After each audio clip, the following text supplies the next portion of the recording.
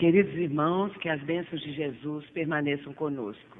É uma alegria muito grande estar aqui com vocês nesse 13º Congresso, que é um marco sempre que é realizado, e nós sentimos o sucesso que esse já está trazendo e proporcionando o convívio fraterno, a união, o estudo. Isso é muito importante.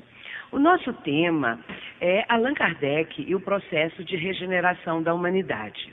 Vamos lembrar aqui aquela parte final do Evangelho de João, quando nos capítulos 13, 14 e 15, Jesus vai fazer uma transmissão para aqueles 12 que ali estavam, das suas últimas instruções. Entretanto, quando essas instruções vão ser iniciadas, Judas já havia se retirado da sala. Isso acontece logo após a cerimônia de lava-pés. Judas se retira e ficam apenas 11 discípulos. E a partir daí, Jesus vai transmitir aquelas últimas instruções tão belas e que expressam uma síntese de tudo até aquilo que até então o mestre houvera ensinado. E Jesus, já antevendo os acontecimentos que viriam depois de poucas horas, ele já está fazendo a despedida, embora os discípulos não se dessem conta disso.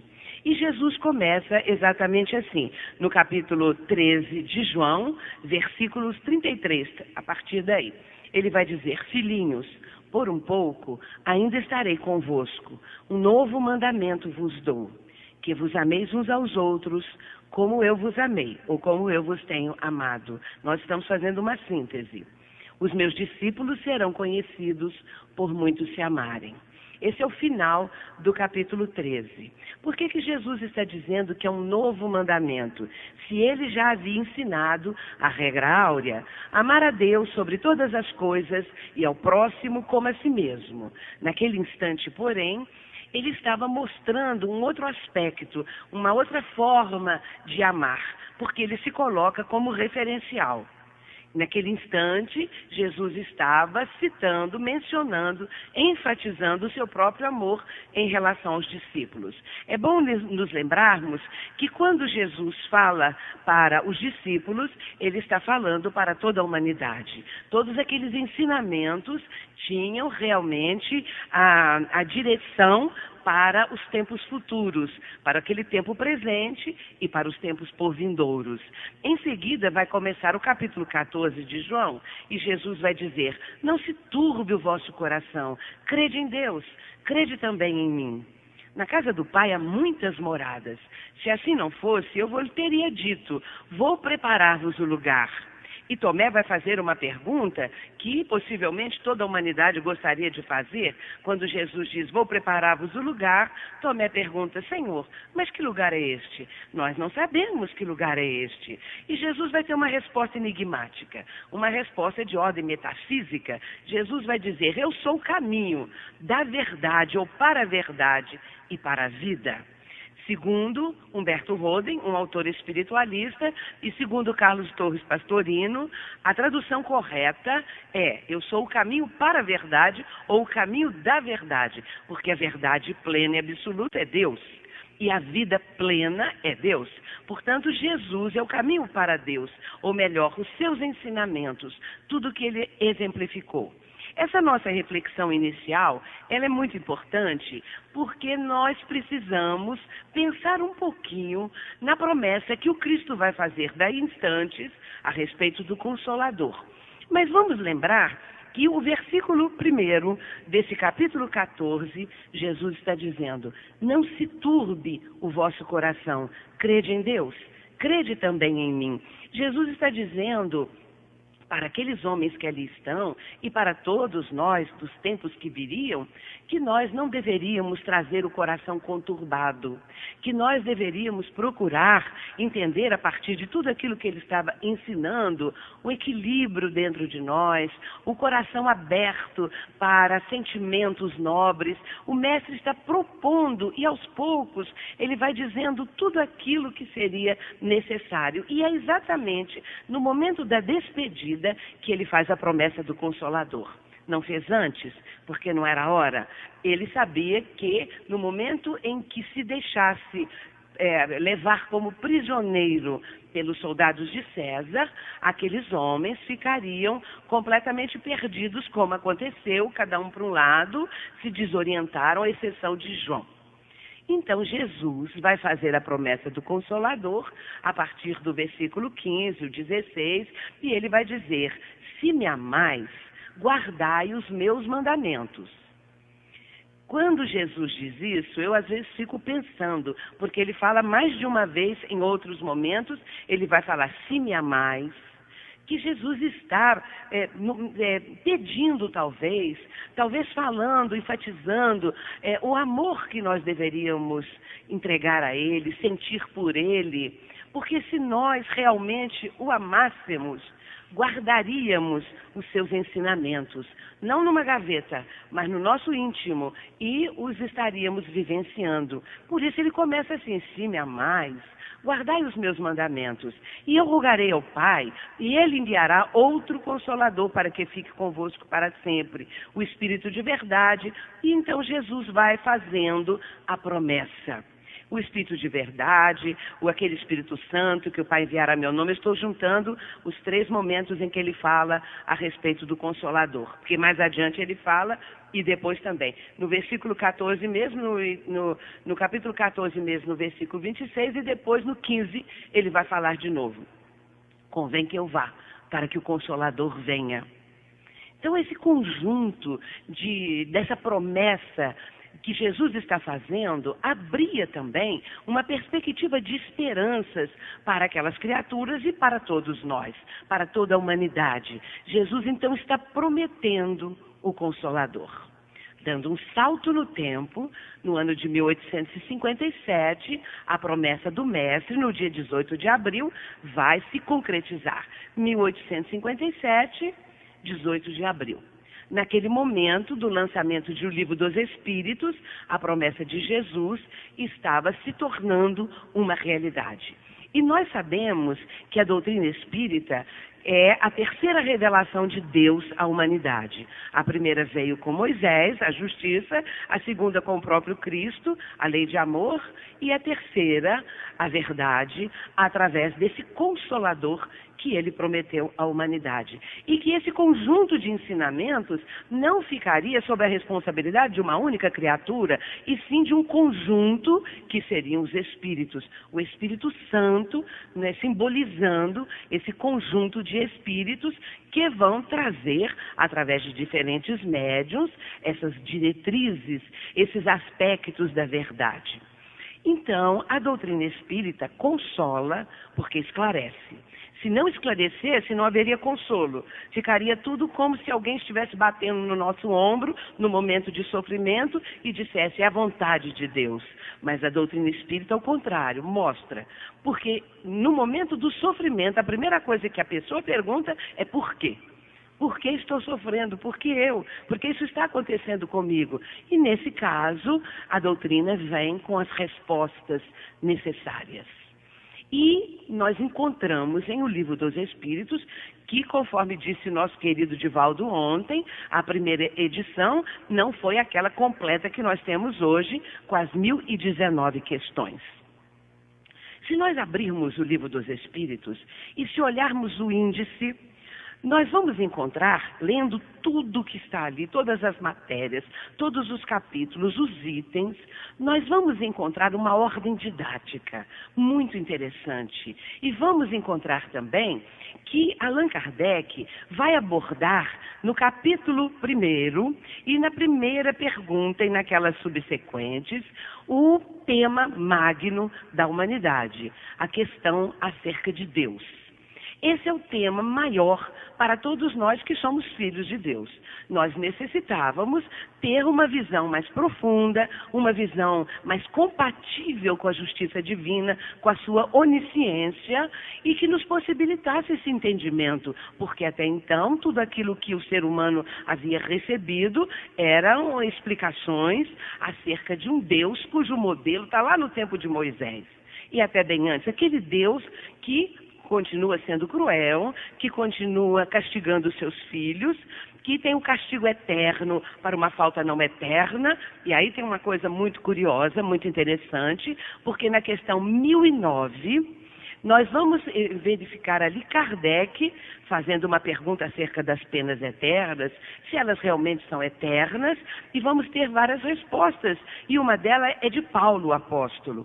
E Paulo vai dizer o seguinte, que a finalidade do castigo é a reabilitação do infrator, é a reabilitação daquele que cometeu o erro. Então a finalidade do castigo é essa. Agora, querer que este castigo seja eterno por uma falta não eterna é o maior dos absurdos, diz Paulo. Seria o finito comandando ou estando acima do infinito. E, portanto, a argumentação de Paulo na sua mensagem é algo fantástico, imbatível.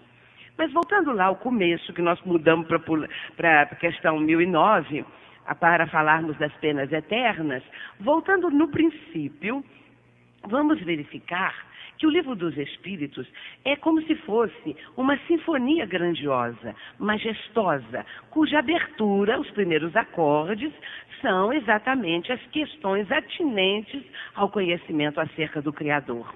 E a primeira pergunta, nós vamos falar aqui da resposta notável da primeira pergunta. Já é muito comentada a forma como Kardec faz a pergunta, que é Deus e não quem é Deus.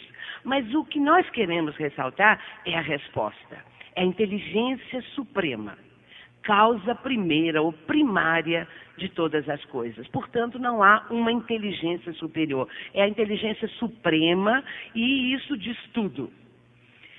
E a partir daí, mais adiante um pouquinho, Allan Kardec vai falar acerca dos atributos da divindade. E nós começamos a ter uma ideia um pouco mais ajustada, um pouco mais coerente, compatível com essa inteligência suprema. Porque até então, tudo que nós aprendemos em outros momentos em que vivemos, em outros credos religiosos, em outras fileiras, é que Deus é esse ser cruel, violento, é um Deus também parcial. E coisa curiosa é que determinadas religiões acreditam que Jesus era Deus que encarnou. Então, Jesus e Deus são a mesma pessoa, a mesma entidade. Quando Jesus veio à Terra, ele ensinou o perdão. Ele ensinou a amar ao próximo, perdoar. Só que quando ele voltou para o céu, depois de ser crucificado, ele se tornou aquele Deus irredutível de novo, que não perdoa. Nós vemos aí uma incoerência, um paradoxo, e que nós precisamos, de todas as formas, pensar um pouco a respeito dessas incoerências, desses paradoxos, que não têm explicação realmente. E através dos atributos que são apresentados por Allan Kardec, nós vamos descobrir um pouco mais acerca do Pai do Céu, acerca do Criador e da nossa filiação divina. E se formos olhando, continuando a observar o índice de O Livro dos Espíritos, nós vamos verificar que toda a obra, ela vai num crescendo e ela tem uma finalidade. Porque isso, todos os demais livros da codificação. E no caso, nós queremos enfocar exatamente que a obra começa em Deus e termina com o reinado do bem na questão 1019. Essa análise, ela é importantíssima, porque quanto mais nós mergulhamos nessas observações, nós vamos verificar o encadeamento perfeito dessa obra. E isso nos enriquece, nos felicita, porque nós começamos a ter uma ideia também um pouco mais aproximada do projeto divino. Esse projeto do Cristo, vamos dizer assim, para o nosso planeta. Que naquele momento do lançamento do Livro dos Espíritos estava atingindo um ponto bem alto para a humanidade. De todas as maneiras, nós vemos que o propósito é levar a humanidade ao patamar da regeneração. Esse é o propósito. E outro aspecto muito importante dentro dessa cadeia de conhecimentos e de ensinamentos que a doutrina proporciona e de também conceituações, explicações, observações que Kardec muitas vezes, comentários, vai tecer em torno das respostas dos espíritos, tudo isso mostra esse projeto perfeito. Nesse caso, nós também vamos observar que na introdução, no item 13 da introdução, existe uma expressão muito bela. Allan Kardec, falando ali a respeito dos conhecimentos que o ser humano necessita alcançar, ele vai dizer assim, a certa altura: para que uma pessoa chegue a ser um médico de mediana condição, são necessários muitos anos de estudos. Para que uma pessoa adquira sabedoria e se torne um sábio, é preciso 3/4 partes de uma vida. Mas para alcançar a ciência do infinito, não existe tempo. E achei essa expressão belíssima, ciência do infinito. E verificamos que Allan Kardec está, ao dizer isto, trazendo para a doutrina espírita essa ciência do infinito, que a doutrina espírita está levantando a ponta desse véu. Nós sabemos que ela veio com a mensagem da verdade, mas a doutrina já expôs para a humanidade a verdade toda? Não. Sabemos que não. O que nós recebemos de ensinamentos e que já constituem uma parcela da verdade ainda é muito pouco, porque o patamar do nosso planeta, a humanidade que habita o planeta, é uma humanidade muito atrasada. Nós somos ainda muito imperfeitos. Por isso, o planeta é um planeta de provas e expiações, porque a humanidade está nesse patamar. O projeto, portanto, visa fazer com que a humanidade alcance um degrau superior. Allan Kardec, no final do livro A Gênese, quando ele vai falar a respeito dos sinais dos tempos, da geração nova, que é a parte final do livro A Gênese, nós também vamos encontrar ali os comentários do codificador e de alguns benfeitores espirituais falando a respeito dessa mudança, dessa transformação, dessa caminhada que a humanidade necessita realizar. E encontramos uma frase de Kardec que nós sempre citamos quando falamos desse processo de transformação. Allan Kardec diz assim: hoje não são mais as entranhas do planeta que se agitam, são as da humanidade. Realmente, se nós analisarmos essa frase, uma frase curta, nós verificaremos que atualmente não são mais as entranhas do planeta que estão agitadas, mas sim as do ser humano. Porque o planeta já está com as suas entranhas, digamos assim, bem mais acomodadas do que se compararmos com o princípio do planeta, em que havia o caos de todos os elementos e a crosta terrena era muito fina. Ainda não havia adquirido a solidez necessária para que a vida existisse no planeta. E a todo momento estava havendo a ruptura dessa crosta e a lava interior, o magma, vinha à tona para depois formar montanhas, cadeias de montanhas e tudo mais. Mas isso foi, com os bilhões de anos, se estratificando e hoje a Terra está aí conforme nós estamos vivenciando, conforme nós sabemos. Ainda temos vulcões, terremotos, mas numa proporção muito menor em comparação com aqueles tempos primitivos. Porém, as entranhas do ser humano, essas estão passando por verdadeiros tsunamis, terremotos, o que seja. É como um vulcão em erupção. Porque as criaturas estão buscando uma resposta. Todo ser humano, penso eu, já em algum momento se perguntou: o que é que eu estou fazendo aqui? Quem sou eu? Qual é o propósito dessa vida? E, a partir daí, questionamentos outros podem começar a surgir na mente da pessoa e ela procurando respostas de alguma forma, Por isso que hoje em dia tantas religiões são, digamos assim, fundadas, estruturadas, né, novidades, para ver se alcança esse ser humano na sua ânsia, para ver se encontra uma resposta a essas indagações, mas como a base é uma base muito frágil de argumentações, é claro que as criaturas continuam se perguntando e não tendo as respostas necessárias. Porém, o que acontece é que nós estamos vendo verdadeiras epidemias de depressão, de pânico, distúrbios mentais, os mais diversos, processos obsessivos, denotando o estágio da humanidade. E tudo que nós estamos vendo, esta crise global, mundial, que mostra as várias faces da violência. A violência graçando em alta escala, a todo momento. E muitas vezes nós nos sentimos abalados por essas notícias.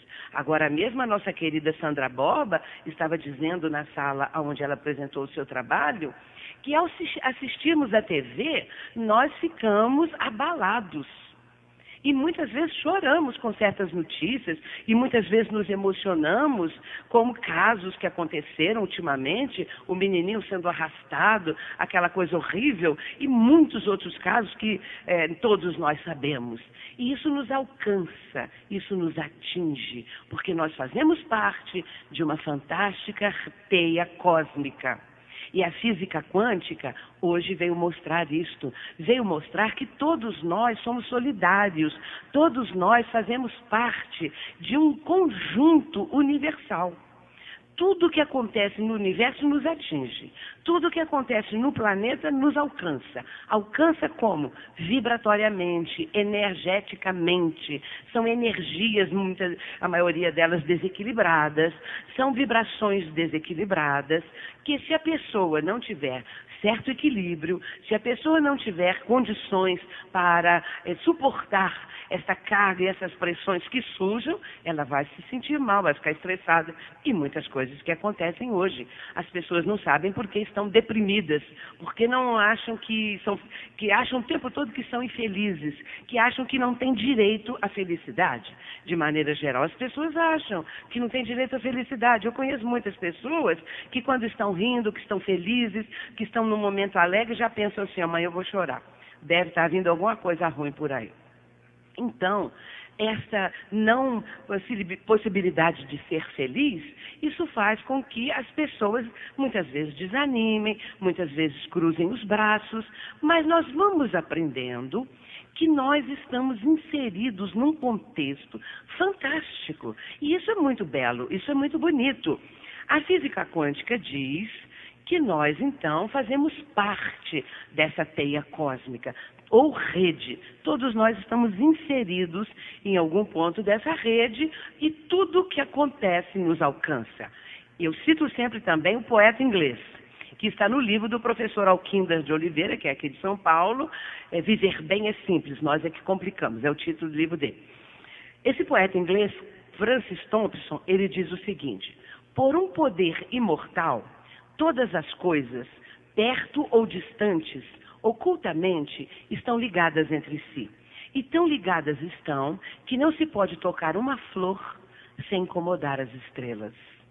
Porque tudo que nós fazemos alcança as estrelas.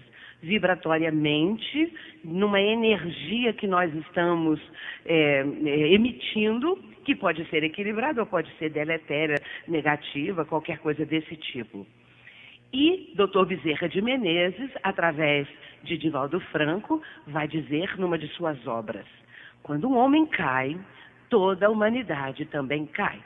Quando ele se levanta, quando uma pessoa se levanta, toda a humanidade se levanta com ele, ou com ela, a pessoa.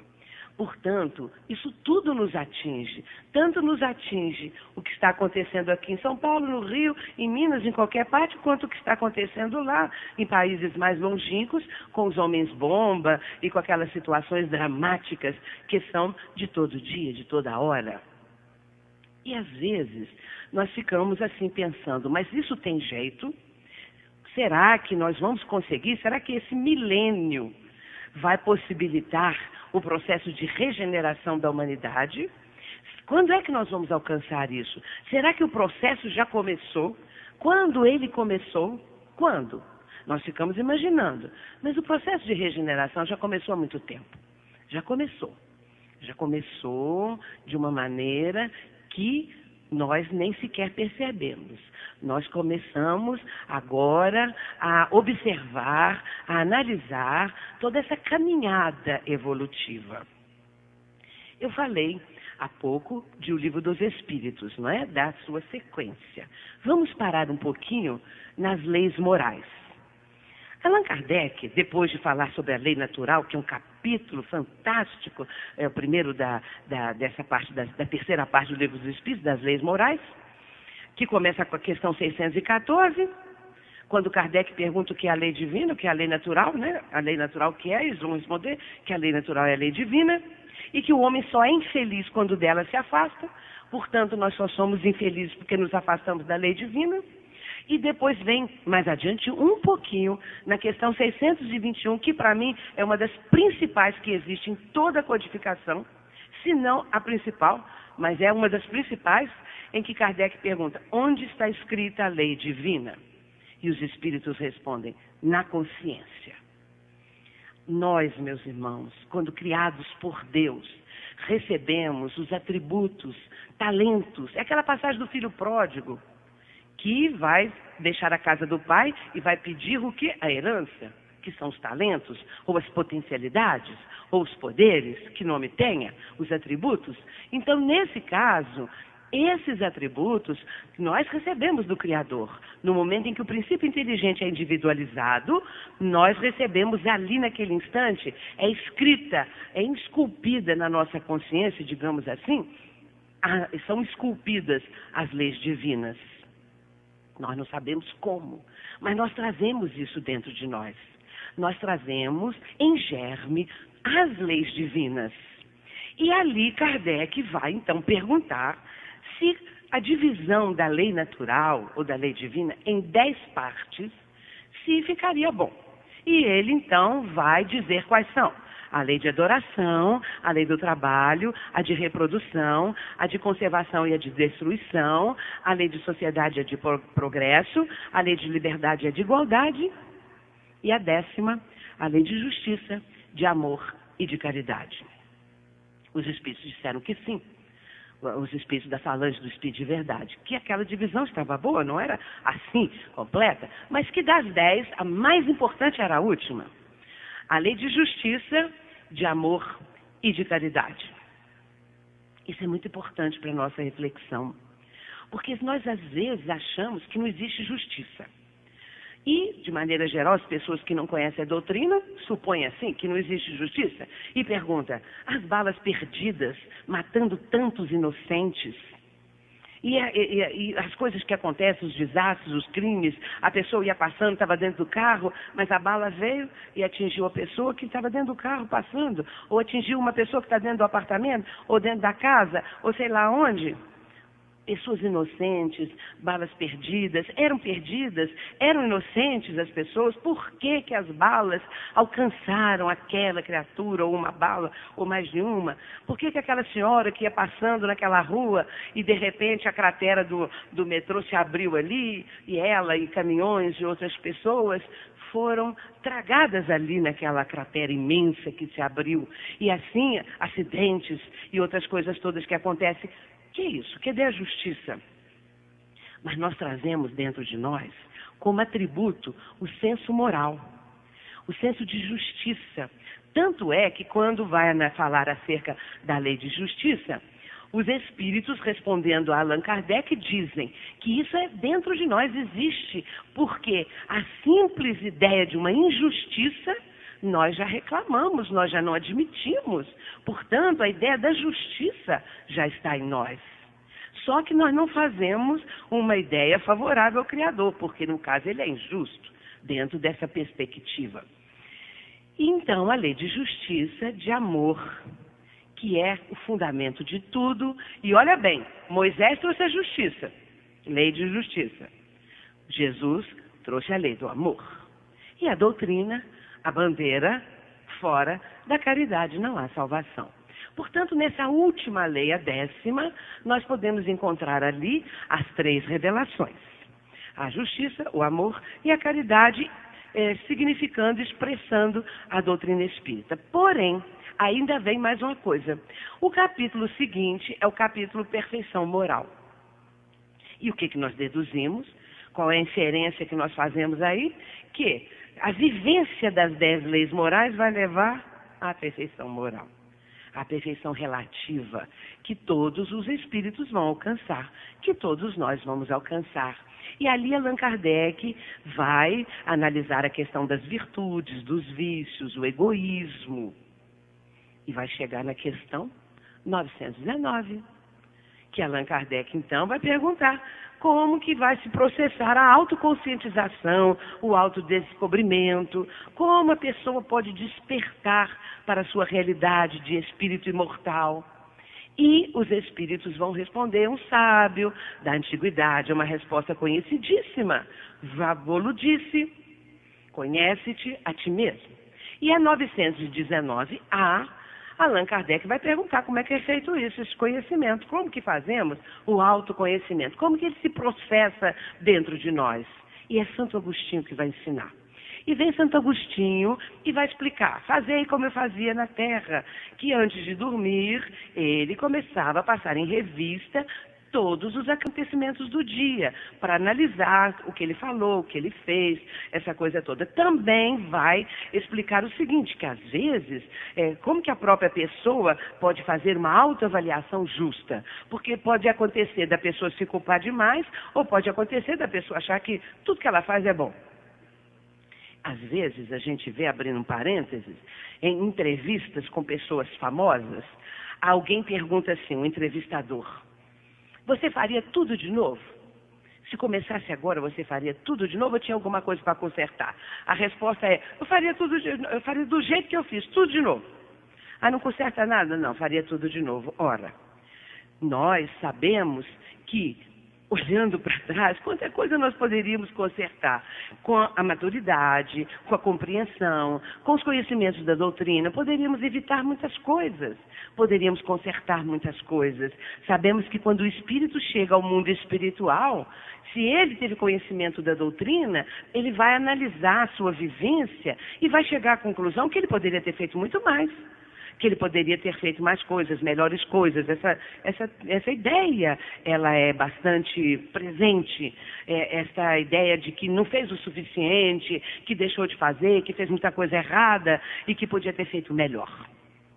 Portanto, nós, quando dentro dessa busca do autoconhecimento, nós necessitamos fazer uma projeção de Santo Agostinho. Imaginemos que aquilo que nós estamos querendo analisar, aquilo que nós estamos querendo sopesar, se foi bom, se foi ruim, se está certo, se não está, coloca aquilo em outra pessoa.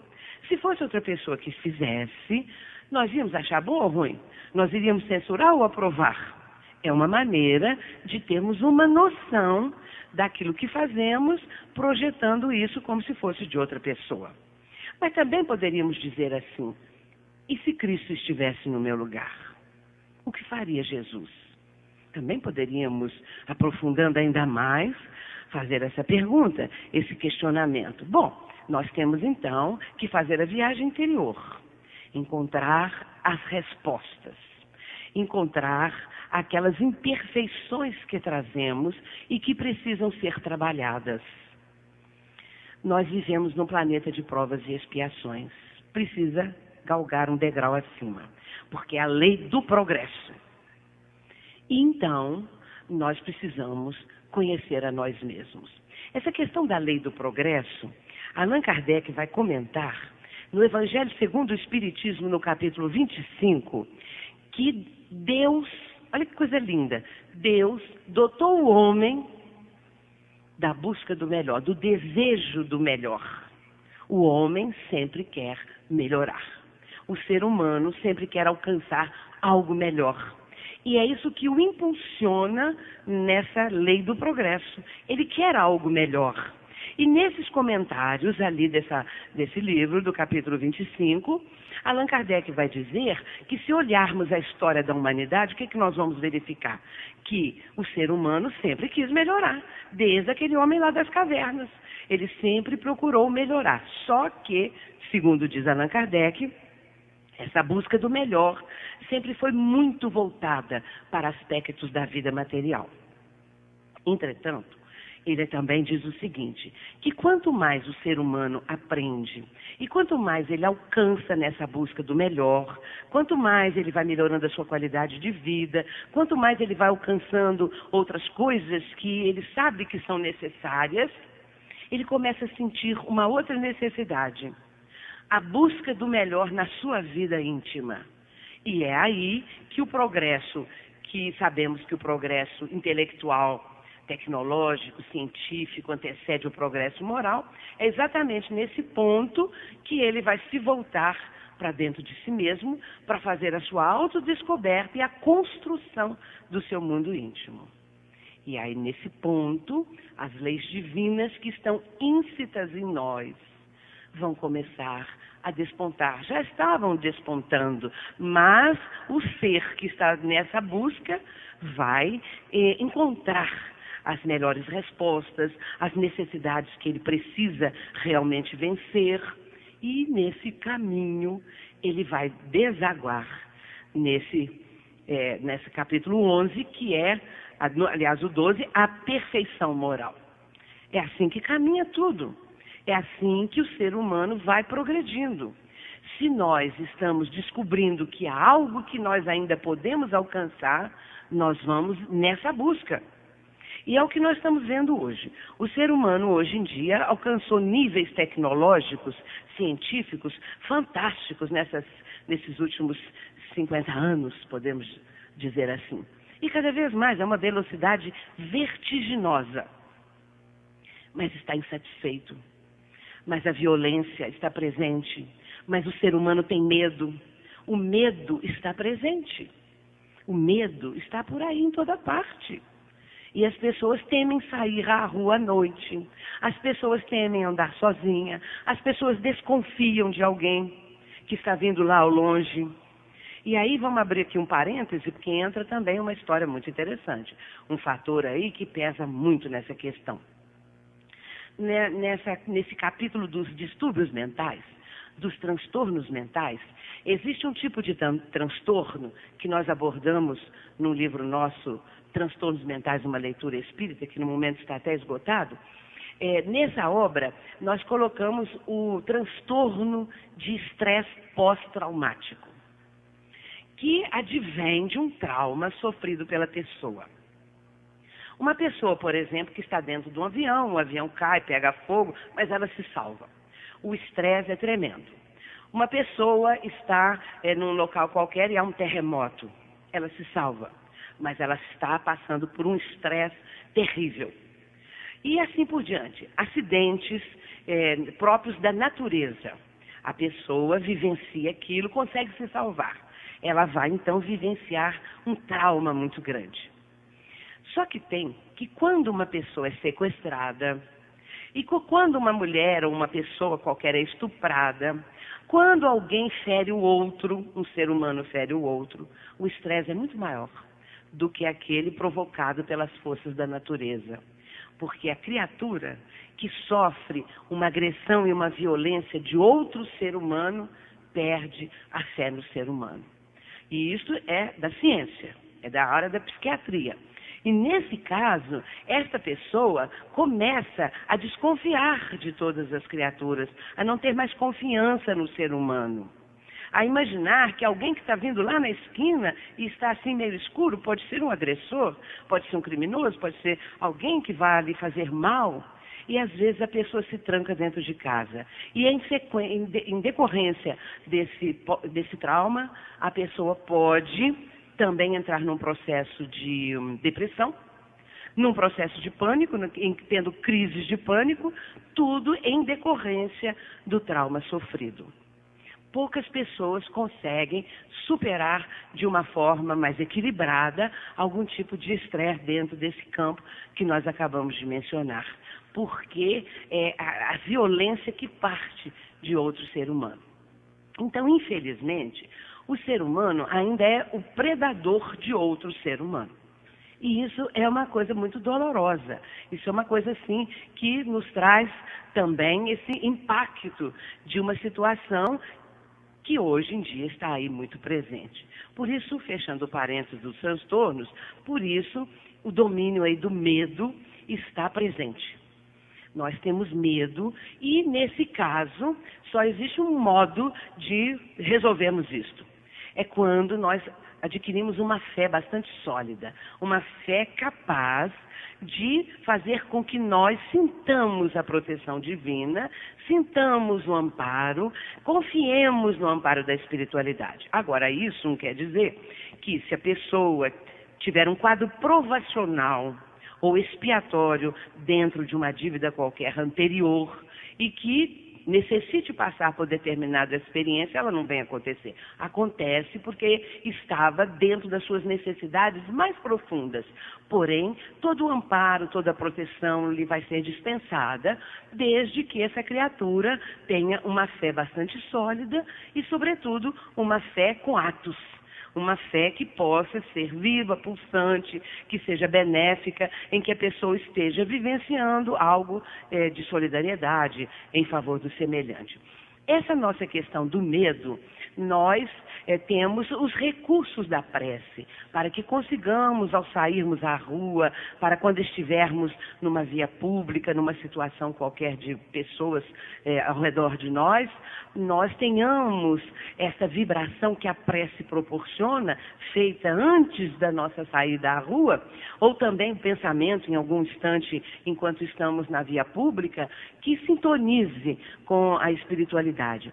Uma prece dessas, feita antecipadamente, ela vai fazer com que haja um escudo vibratório, uma aura vibratória em torno da pessoa e que isso é, muitas vezes, as suas defesas, assim como no lar. Nós temos a defesa do culto do lar, da oração em conjunto com a família, que protege a casa, que defende a casa. Assim também nós necessitamos ter esse cuidado para que tenhamos recursos de defesa próprios e que nos ajudem a vencer o medo, se é que as pessoas estão assim, com medo, temerosas e receosas de sair, de participar de qualquer evento. E nesse caso, voltando ainda à questão do Livro dos Espíritos, a questão 919, Santo Agostinho fecha o assunto ali a respeito do autodescobrimento. Hoje nós temos muitas obras importantes nesse campo e podemos citar aqui o livro da mentora espiritual tão querida, Joana de Ângeles, através do Divaldo, o Autodescobrimento é uma das obras dela e toda aquela linha psicológica, todos esses ensinamentos. Vamos encontrar também na obra de Emmanuel, de André Luiz, porque todas essas obras, elas nos estão trazendo recursos de conhecimento para que possamos, então, ampliar as nossas noções, ampliar a nossa condição própria mesmo de espíritas e, sobretudo, para vivenciar a doutrina. O importante aí também é a vivência da doutrina. Emmanuel tem uma frase na introdução do livro Missionários da Luz, em que ele diz o seguinte: ao espiritismo cristão cabe atualmente no mundo grandiosa e sublime tarefa. Não basta apenas definir a sua condição de consolador da humanidade. É preciso também evidenciar a sua condição de libertador de consciências e de corações. É esse conjunto de conhecimentos que liberta. O Espiritismo veio trazendo esta proposta, trazendo esse conjunto de ensinamentos para libertar o ser humano. Mas Jesus já havia prometido, e a Sandra Boba, eu vou falar de novo dela aqui, porque aprendi lá com ela hoje, que eu tinha esquecido, que é no capítulo 8 de João, que está aquela frase conhecida. Infelizmente esqueci o versículo, mas no capítulo de João 8 todo mundo lê. Conhecereis a verdade, e a verdade vos libertará. É muito citada a frase, não é? Conhecereis a verdade. E quem vai nos libertar? A verdade.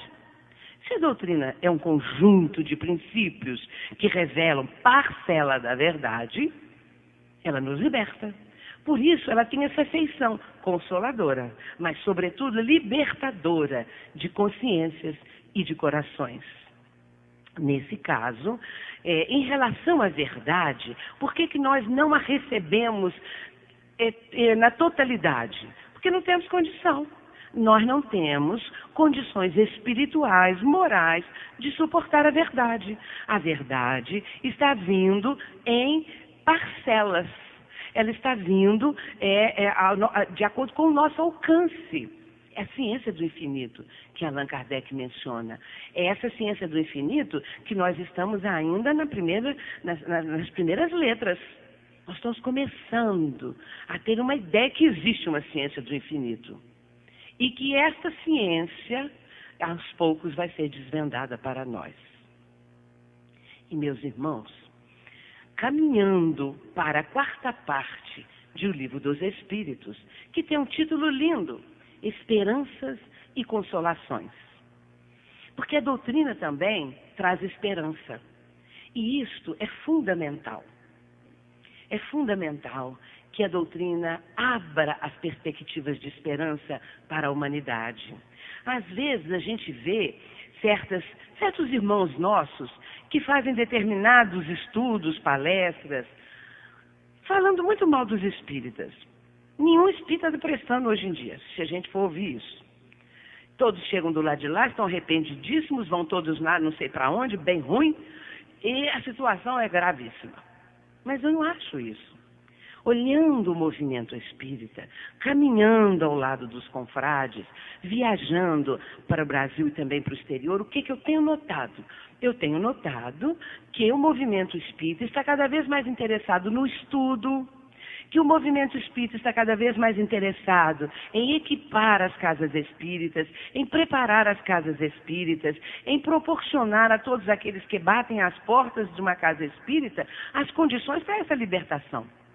Libertação das consciências, libertação dos sentimentos, dos corações, através do quê? Do estudo, do conhecimento.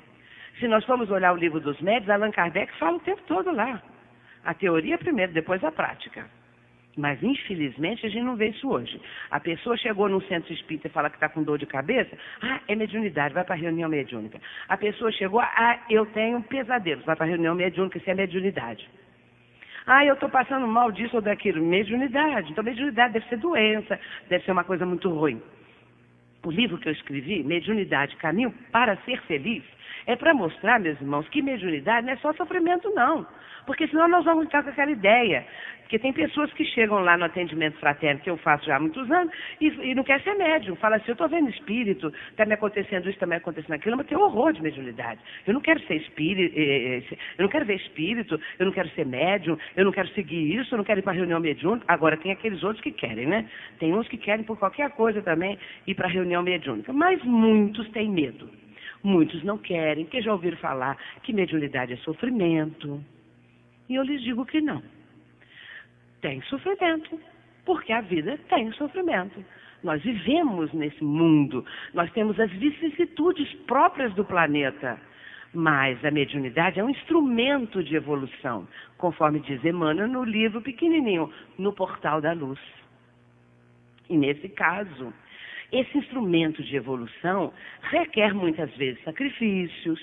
Aí a pessoa diz, mas é uma desgraça, é um sofrimento atroz. Não, se nós começarmos a priorizar a doutrina espírita, a sua vivência, e se a pessoa tiver a mediunidade já aflorada, ela pode, através do estudo, ter uma compreensão bem dilatada a respeito do assunto e depois exercitar a mediunidade. Quando se diz assim, mediunidade de provação, existe. Mas existe por quê? Porque a pessoa está passando uma provação geral. A pessoa vive um quadro provacional na sua existência. E se ela vive um quadro provacional, a mediunidade está inserida no contexto. E nesse caso, não é de se estranhar que a pessoa diga isso. Agora, a aprovação, como diz Joana de Ângeles, ela pode mudar de curso. A expiação, não. Mas a aprovação, ela pode mudar de curso. A pessoa, através de de ações altruísticas, ela pode adquirir méritos, créditos, que vão abatendo a dívida. E ela pode melhorar de situação. Nós encontramos isso lá, exemplos, no livro Ação e Reação. Joana fala isso no livro Plenitude. Leiam o livro Plenitude, quando ela fala a respeito de expiações, provações, porque sofremos e tudo mais. Então, sofremos porque somos imperfeitos. Porque, conforme está na questão 614 do Livro dos Espíritos, a primeira das leis morais, ali os Espíritos estão dizendo que o homem só é infeliz porque se afastou das divinas leis. Nós não as estamos vivenciando, ficamos contrários a elas e em oposição. Então, vamos sofrer as consequências das leis. Não é Deus que fica lá de cima castigar. Sueli não está andando bem, então vai levar um castigo. Não é assim. Se eu vou de encontro à lei, vem a sanção correspondente, a resposta da lei ao meu erro. Aquilo é uma questão assim que já está, vamos dizer, com um automatismo da lei. Infringir a lei, vem a resposta. Porém, como a misericórdia divina ela está sempre presente, esta vivência do sofrimento, porque aí vamos lembrar também uma outra fase de João. A dor de Joana, a dor não é uma punição divina. A dor é um processo educativo, porque nós só andamos se tiver o aguilhão da dor empurrando. Muitas vezes é preciso assim, que a pessoa seja empurrada pela dor, pelo sofrimento e tudo mais. Bom, voltando então, nesse caso, quando nós estamos vivendo um quadro provacional, a mediunidade fica inserida no contexto. Mas nós podemos transformá-la numa uma questão muito boa de vida. Porque quando nós sentimos que estamos, às vezes, sacrificando determinada coisa da nossa vida para um trabalho mais benéfico, solidário, nós nos sentimos felizes, muitas vezes, com o resultado alcançado. Porque naquele momento nós sacrificamos um pequeno prazer, que já tivemos em muitas outras ocasiões e em muitas outras vidas. E naquela hora nós renunciamos a qualquer coisa e vamos lá para o trabalho. Vamos lá perseverar no bem, perseverar nas tarefas da casa, para que assim consigamos realmente realizar algo que nós precisamos fazer. E quando sairmos lá fora do âmbito da casa espírita, saibamos vivenciar, para não sermos aqueles que apenas falam, apenas são teóricos, na prática agem de outra maneira completamente diferente. Portanto, a vivência, ela é fundamental. Leon Denis, numa de suas frases fantásticas, ele diz assim, está no livro O Problema do Ser e o Destino da Dor. Olha, é preciso ler essas obras, porque hoje em dia as pessoas ficam assim, eu quero um romance. O romance, gente, é para a pessoa quase não pensar. Para ler um romance não precisa pensar, não. Agora, vai estudar, vai ler uma obra dessa. Vai ler O Grande Enigma, No Invisível, Problema do Ser, do Destino da Dor, Depois da Morte, obras de Leon Denis. Vai ler lá toda a codificação, a Revista Espírita. Vai ler Gabriel Delany. Tem muita coisa para ler, né? E aí depois a gente vem vindo. Já que quer ler romance, leia Ivone Pereira, os romances ótimos. Leia os 5 romances do Emmanuel. Porque as pessoas estão deixando aquilo assim, eu costumo dizer assim, esqueci o nome dele agora. É um lá de Hollywood, é um diretor lá que tem aquela coisa dos efeitos especiais. Vocês devem lembrar quem é. É isso aí, Spielberg. Se ele pegasse essa obra de Emmanuel, uma delas, lá de Roma, aquelas coisas, aquelas corridas de biga, tudo aquilo que aconteceu, ele faria um filme maravilhoso, ou ele ou outro que seguisse ali, né?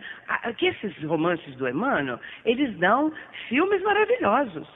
Hoje em dia a gente vê os jovens fazendo peças teatrais com base, por exemplo, em Paulo Estevam, lá em Juiz de Fora, onde eu moro, um grupo de jovens encenou Paulo Estevam, que foi assim primoroso, maravilhosa a encenação deles. Então, a gente fica feliz de ver uma coisa dessa, mas precisa ler, precisa estudar essa coisa toda. Bom, aí voltando, né, deixa eu ver onde que eu estou.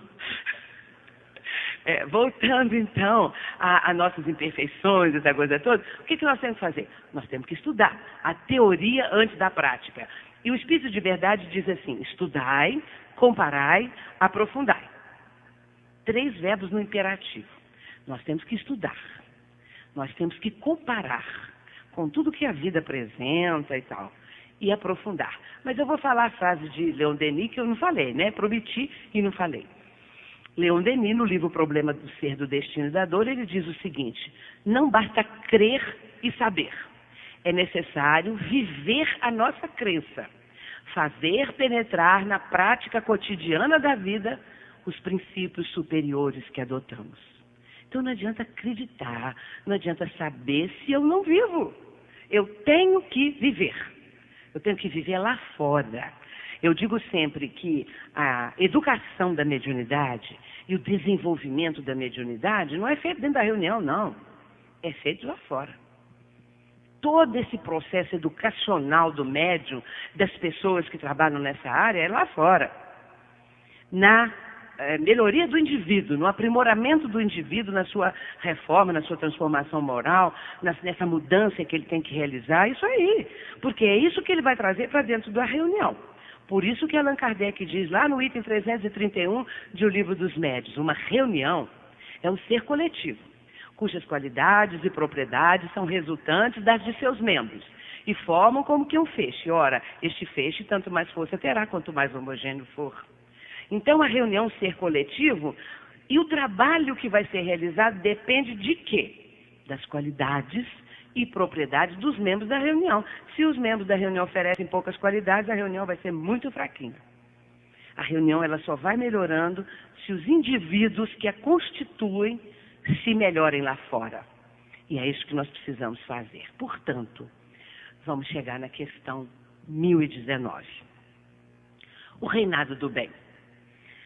Kardec pergunta se um dia o reinado do bem vai se restabelecer na Terra, se vai ser estabelecido na Terra. E os espíritos respondem que sim, desde que o homem procure praticar o bem e viver de acordo com as leis divinas. E vai ali discorrendo São Luís, que é o espírito, que está discorrendo sobre essa questão do reinado. Mas aí nós perguntamos assim: mas que negócio de reinado é esse? Como que nós podemos entender o reinado? Vamos lembrar de Jesus. Jesus prometeu o reino dos céus muitas vezes. Ora, ele falava reino dos céus, em alguns momentos ele falou reino de Deus, mesma coisa. Mas é na parábola, no capítulo 13 de Mateus, que nós vamos usar como exemplo, em que nós vamos encontrar 7 parábolas, todas falando do reino dos céus. E existem muitos outros momentos que Jesus vai falar do reino dos céus.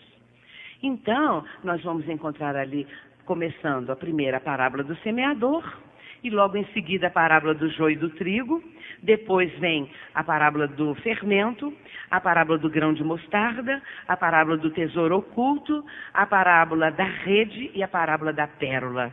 São 7 parábolas, todas falam do reino. E eu gosto muito da parábola do fermento, é pequenininha. Ela diz assim, que o reino dos céus, diz Jesus, é semelhante a um fermento, que uma mulher toma 3 medidas, algumas medidas, e coloca na farinha para levedar a massa. Só isso. Quem é o fermento? O que é o fermento? Como entender isto? Por que o reino dos céus é semelhante ao fermento? Porque aí nós vamos entender que esse fermento é uma coisa muito, digamos assim, subjetiva. E também muito espiritual, se nós formos analisar, transcendendo o aspecto fermento. Jesus usa esses exemplos nessa linguagem metafísica, nessa abordagem, nesse discurso maravilhoso, para que nós hoje possamos, sequer, talvez ter uma ideia, mas sequer nos aproximamos. Mas aí nós temos as obras dos amigos espirituais, dos benfeitores. Na série Fonte Viva, psicografia do nosso querido Chico Xavier, de autoria de Emmanuel, só no livro Fonte Viva, Emmanuel vai abordar 3 capítulos falando sobre o fermento espiritual. E ele cita exatamente esta frasezinha, a respeito do fermento. E ele vai dizer que é o fermento espiritual ao qual Jesus está se referindo e que o fermento somos nós. Nós, na nossa atuação, vamos agir como fermento, fermentando ideias. E a doutrina não veio para isso? Fermentar ideias, fazer o homem pensar, o ser humano, fazer a mulher, o homem, a criança, o jovem, todo mundo pensar. Nós temos que pensar. Então, fermentando ideias. E é isto que nós devemos fazer. Porque nós somos o fermento, que muitas vezes vai ser convocado para levedar a massa, para alcançar o cerne dos problemas humanos, para minorar esses problemas com esta palavra esclarecedora da doutrina. Mesmo aquela pessoa que às vezes diz assim, mas eu não tenho, não faço parte de diretoria, não tenho função nenhuma, sou anônima, mas é fermento importantíssimo, porque está na sua palavra e na sua atitude, está na sua vivência a doutrina espírita. Porque muitas vezes a primeira leitura que uma pessoa que não conhece o espiritismo faz é da vivência do espírita. Então, ele faz a leitura da doutrina ali, vendo o espírita em ação, vendo a sua vida, como ele se comporta, como age, é muita responsabilidade. Então, nós temos esse compromisso de fermentar ideias. Nós temos esse compromisso de entender que o processo de regeneração já começou há mais tempo. Aonde houver uma criatura de bem, honesta, digna, ela faz parte já do patamar da regeneração. Ou seja, ela está preparando isso, ela está preparando. Está fermentando com a sua ação e não precisa ser espírita para isso. Porque nós não vamos chegar ao absurdo de dizer que só nós espíritas vamos ser salvos e que só nós espíritas é que sabemos das coisas. E que o Pai do Céu só vai salvar os seus filhos através do conhecimento da doutrina espírita. Porque Deus, o Pai do Céu, tem N recursos que nem sequer imaginamos para atender os seus filhos onde quer que estejam e para promover o processo de regeneração da humanidade. É claro que com o conhecimento da doutrina, isto facilita mais, nos dá a oportunidade de realizar algo, de fazer alguma coisa, e isso é muito importante, porque essa nossa reencarnação é decisiva. Nós estamos vivendo um momento decisivo. Temos que dar demonstrações da fé que existe dentro de nós, do ideal que abraçamos, e é na vivência, nas casas espíritas, na união, aprendendo a desculpar para chegar no perdão. Vamos desculpar as diferenças, vamos conviver com as diferenças. Vamos amar os nossos semelhantes, vamos fazer da casa espírita o templo, o oásis, a oficina, o hospital, tudo. Tudo. Deixar para lá o disse-me-disse, ficar estranhando o irmão, o companheiro, a companheira. Vamos viver com amor, vamos deixar essas picuinhas para lá. Para que assim possamos, então, realizar o que prometemos. Agora, a espiritualidade espera muito de nós, porque eles avalizaram a nossa atual reencarnação.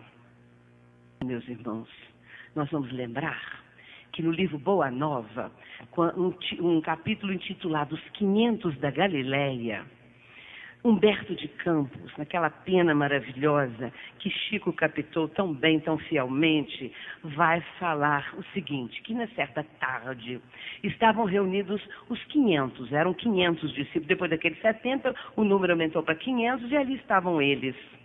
E naquele dia, naquela tarde, era uma tarde maravilhosa, eles sentiram que Jesus ia aparecer. E diz Humberto de Campos que toda a natureza em volta ficou silenciosa. Havia no ar uma sensação da presença do Mestre. E todos sabiam que ele viria. E todos ficaram naquela expectativa. Os pássaros pararam de cantar, o vento parou de movimentar as folhagens das árvores, a vegetação em volta fez silêncio. E ele veio. Diz Humberto de Campos, daquela forma maravilhosa, que Jesus chegou naquela tarde dourada de sol e trazendo a sua mensagem de amor para todos aqueles que ali estavam. Ninguém ouviu a voz do Cristo, no entanto, é assim audível. Porém, todos a ouviram internamente. E Jesus falou às almas que ali estavam. E disse para eles que eles eram o fermento espiritual. Que a partir dali, eles deveriam sair pelo mundo afora para dar notícias da Boa Nova, fermentando a ideia, a notícia do Evangelho do Cristo. E isso nos faz pensar, porque os 500 se multiplicaram. Hoje nós fazemos parte daquele grupo dos 500 que foi se multiplicando, porque fomos convidados. Mas também muitos outros de outras religiões ou de religião nenhuma também fazem parte. Tem que trazer notícia de honestidade, de amor, de equilíbrio, de solidariedade, de ações altruísticas. Enfim, falar alguma coisa em benefício do próximo, fazer alguma coisa para deixarmos de lado essas questões todas tão próprias da horizontalidade da vida que muitas vezes priorizamos. Mas agora, transcendendo isto, porque Jesus está dizendo, vós sois o fermento espiritual. E esses 500 foram se multiplicando. 2000 anos depois, aqui estamos nós. Se já entendemos um pouquinho dos ensinamentos do Mestre, porque a doutrina nos trouxe a chave para a compreensão desses ensinamentos, porque a doutrina é o Cristo de volta na sua primitiva pureza dos ensinamentos. Então nós precisamos atender. Nós precisamos atender. Ao retornarmos às nossas casas espíritas, que levemos essa mensagem de esperança que o Cristo deixou para nós, essa mensagem de amor, essa ideia que nós temos que fermentar daqui para frente, o amor ao próximo, os ensinamentos da doutrina, o perdão e tudo mais, e melhorar o nosso mundo íntimo também. É isso que é importante, porque lá na questão 1019, para que o reinado do bem se instale, nós devemos deixar de lado essas coisas todas e para que a hegemonia do bem prevaleça. O dia que o reinado do bem estiver na Terra, nós estaremos no patamar da regeneração. Porque o bem estará pulsando dentro de nós. E nós teremos, então, ajudado a humanidade a progredir. O reinado do bem será estabelecido e o planeta passará para o patamar da regeneração. Isso nos ensinou o Livro dos Espíritos. E Jesus, que nos convida, vinde a mim, todos vós, que estáis aflitos e sobrecarregados, que eu vos aliviarei. Tomai sobre vós o meu jugo e aprendei comigo que sou brando e humilde de coração, e achareis repouso para as vossas almas, porque comigo o fardo é leve e o jugo é suave. Que possamos atender ao convite do Cristo. Ele nos está convidando. Vinde a mim. Que Ele nos abençoe e que nos dê a sua paz. Muito obrigada.